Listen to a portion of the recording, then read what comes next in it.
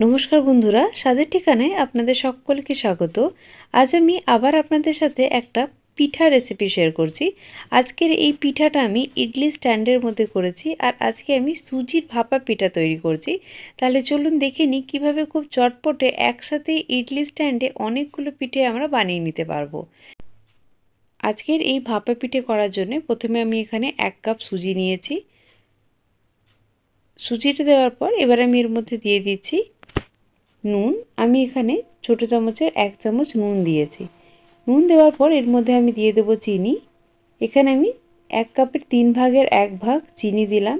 চিনি দেওয়ার পর এই সব শুকনো উপকরণগুলো একটু ভালো করে মিক্স করে দিচ্ছি। মিক্স করে দেওয়ার পর এবার আমি এখানে 1 কাপ জল দিচ্ছি। জল দিয়ে এই সব যে উপকরণগুলো আছে খুব ভালো করে আমি মিক্স করে দিয়েছি। দেখুন অনেক ভালো করে এটা মিক্স করে নিয়েছি। কিছুক্ষণ এটা একটু মিক্স করে নেওয়ার পর যখন এটা ভালোভাবে মিক্স হয়ে যাবে, তারপর এর মধ্যে আমি দিয়ে দেব অল্প একটু খাবার সোডা, মানে ছোটো চামচের হাফ চামচের চেয়ে একটু কম খাবার সোডা এখানে দিয়ে আবার এটা ভালো করে মিক্স করে নেব। এবার এটা খুব ভালো করে মিক্স করে প্রায় 10 মিনিটের জন্য আমি এটা রেখে দেবো সেট করার জন্যে।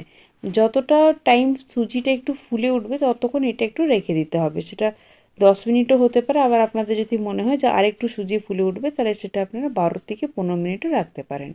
এটা আমি ঢাকা দিয়ে রেখে দিলাম। এবার আমি একটা নারকেলের পুর তৈরি করব। তার জন্য এখানে আমি একটা কড়াইয়ের মধ্যে নারকেল দিয়ে দিচ্ছি। নারকেল কোড়া, এখানে আমি মাঝারি সাইজের একটা নারকেল নিয়েছিলাম। নারকেলটা আমি কুড়িয়ে নিয়েছি।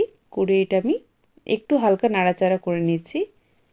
যতক্ষণ দেখবেন একটা নারকেলের একটা খুব সুন্দর একটা গন্ধ আসবে, তারপর এর মধ্যে গুড়টা অ্যাড করতে হবে।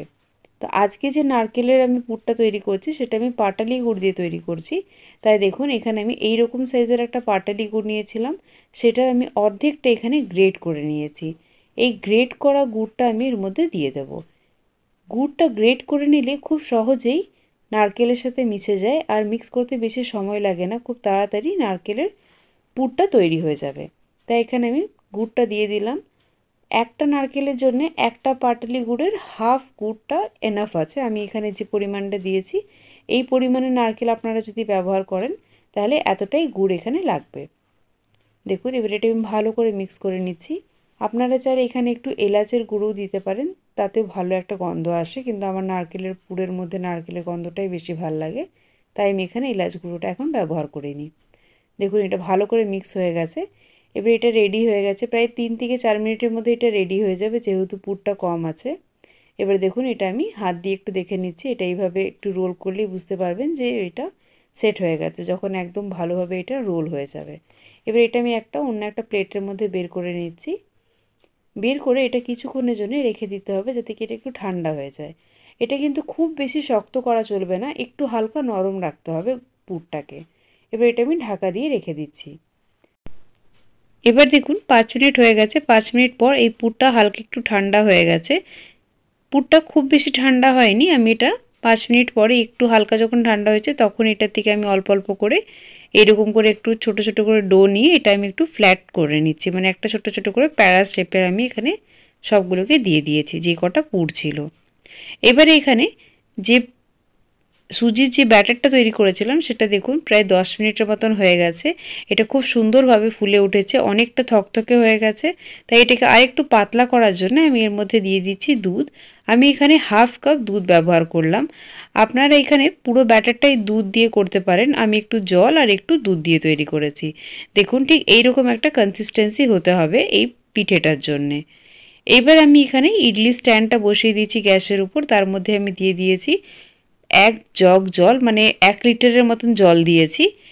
যেহেতু আমার ইডলি স্ট্যান্ডটা একটু বড় আছে তাই আমি এখানে 1 লিটার জল দিয়েছি। এবার আমি স্ট্যান্ডটা বসিয়ে দিয়েছি, তার মধ্যে আমি দিয়ে দিয়েছি সাদা তেল। সাদা তেল দিয়ে এটা খুব ভালো করে হাত দিয়ে আমি চারিদিকে তেলটা লাগিয়ে দিচ্ছি। তেলটা একটু ভালো করে লাগিয়ে দিতে হবে, যাতে কি খুব সুন্দরভাবে আমাদের পিঠেগুলো উঠে আসে। এবারে দেখুন আমি এখানে অল্প একটু ব্যাটার দিচ্ছি। যে সুজির ব্যাটারটা তৈরি করেছিলাম সেটা আমি খুব অল্প পরিমাণে করে দিয়েছি। যদি আপনারা চামচে দেন তাহলে বড় চামচের 1 চামচ এখানে সুজির ব্যাটার দিয়েছি। এবারে এই যে আমি নারকেলের যে কোড়াটা নিয়েছিলাম সেটাকে আরও একটু আমি ফ্ল্যাট করে দিচ্ছি। এইভাবে হাত দিয়ে একটু প্রেস করে করে এটা আমি আরেকটু বড় করে ঠিক মিডিলে আমি এটা বসিয়ে দিচ্ছি। দেখুন ঠিক এইরকম পাতলা পাতলা করে নিতে হবে নারকেলের পুরটা। এটা আমি এক একটা করে এইভাবে বসিয়ে দিলাম। এর উপর আমি আবার এই যে সুজির ব্যাটারটা আছে সেটা দিয়ে দিচ্ছি। ততটা ব্যাটারটা দিতে হবে যতটাতে এই যে নারকেলের যে পুরটা তৈরি করেছি এটা পুরোটা ঢাকা না যায়। দেখুন এইভাবে যতক্ষণ না ঢাকা যাচ্ছে ততক্ষণ এটা ভালো করে এই যে সুজির ব্যাটারটা আছে এটার উপরে দিয়ে দিতে হবে। ঠিক এইভাবেই দিয়ে দেবেন। যদি চামচে করে দেন তাহলে 1 থেকে 1.5 চামচের মতন সুজির ব্যাটার লাগবে উপরে। এর উপরে আমি অল্প একটু করে কিশমিশ দিয়ে দিচ্ছি। এইভাবে কিশমিশ দিয়ে সাজিয়ে দিলে দেখতেও খুব সুন্দর লাগে। তাই দেখুন আমি এখানে প্রত্যেকটা পিঠার উপরে একটু একটু করে কিশমিশ দিয়ে দিচ্ছি। আপনারা চাইলে এখানে কিশমিশের জায়গায় একটু করে কাজুও দিতে পারেন। এবারে দেখুন আবার আমি আরও একটা স্ট্যান্ড একসাথে বসিয়ে দিলাম। আবার আমি সেম প্যাটার্নটা রিপিট করব। ঠিক অল্প অল্প করে সাদা তেল দিয়ে দিলাম। তেলটা ভালো করে হাত দিয়ে আমি লাগিয়ে দিচ্ছি চারিদিকে। তেলটা লাগানোর পর আবার আমি ঠিক একইভাবে যেভাবে আমি আগের যে স্ট্যান্ডের পিঠেটা তৈরি করেছিলাম, মানে পিঠেগুলো দিয়েছিলাম, ঠিক সেইভাবে আমি এখানে দেখুন বড় চামচে যদি হয় তাহলে 1 চামচ করে ব্যাটার দিয়ে দিচ্ছি। আর তার উপরে আবার আমি একটা একটা করে নারকেলের যে পুরটা তৈরি করেছিলাম সেটা একটু ফ্ল্যাট করে করে প্যাড়ার মতন করে আমি এর মধ্যে দিয়ে দিচ্ছি। আবার আমি উপর থেকে একটু করে এই যে সুজির যে ব্যাটারটা আছে সেটা আমি পুরোটা দিয়ে দিচ্ছি। ততটা ব্যাটারটা দিতে হবে যতক্ষণ না এই যে নারকেলের পুরটা যেটা দেখা যাচ্ছে সেটা পুরোটা কভার হয়ে যায়। তাই উপরের ব্যাটারটা একটু বেশি লাগবে। নিচেরটা আপনি একটু যদি 1 চামচ দেন তাহলে উপরে কিন্তু 1.5 চামচের মতন ব্যাটার লাগবে।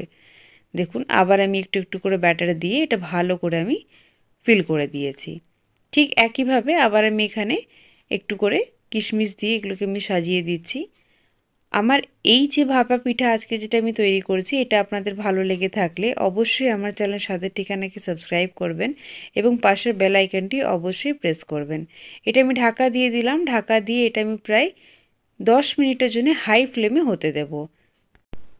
এবারে দেখুন 10 মিনিট হয়ে গেছে। 10 মিনিট পর এটা আমি আরও 2 মিনিটের জন্য গ্যাসটা একটু অফ রেখেছিলাম। তারপর এটা আমি খুলে নিচ্ছি। দেখুন খুব সুন্দর করে পিঠেগুলো কিন্তু হয়ে গেছে। এবারে আমি একটা এখানে স্টিক দিয়ে আপনাদের দেখাচ্ছি পিঠেটা একদম ভালোভাবে হয়ে গেছে। মানে এই কাঠির উপরে একটুও সুজি লেগে নেই, মানে ভালোভাবে পিঠেটা সেদ্ধ হয়ে গেছে। এবার এটা আমি একটা কাপড়ের সাহায্যে এইভাবে আমি বের করে নিচ্ছি। ঠিক একইভাবে আমি এই নিচে প্লেটটাও বের করে নিয়েছি। এবারে এটা একটু 2-3 মিনিট ঠান্ডা হতে দিতে হবে। যখন এটা দেখবেন একটু হালকা ঠান্ডা হয়ে গেছে তখন এইরকমভাবে চামচের পিছন দিকটা দিয়ে আমি এটা এইভাবে গোল করলে দেখুন এটা খুব সুন্দরভাবে বেরিয়ে আসছে। আপনারা চাইলে এখানে চামচ বা কোনো একটা ছুরি দিয়েও সেটা করে নিতে পারেন। ঠিক একইভাবে আমি এখানে সব পিঠেগুলোকে বের করে নিচ্ছি। দেখুন এখানে আমি সব পিঠেগুলো বের করে নিয়েছি। এই পিঠেগুলো খেতে কিন্তু খুব সুস্বাদু হয় আর এটা আমি আজকে খেজুর গুড় দিয়ে সার্ভ করছি। আশা করছি আজকের এই ভিডিওটি আপনাদের ভালো